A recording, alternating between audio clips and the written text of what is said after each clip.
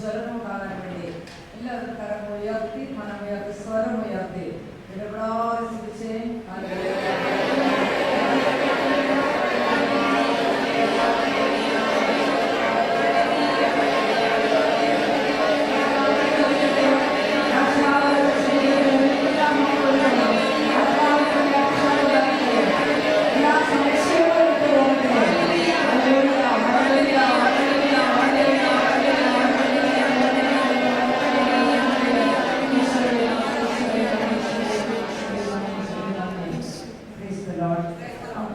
ഇപ്പോൾ മുൻവശത്തുള്ള രണ്ട് വരി ഇന്ന് പോകുന്നു.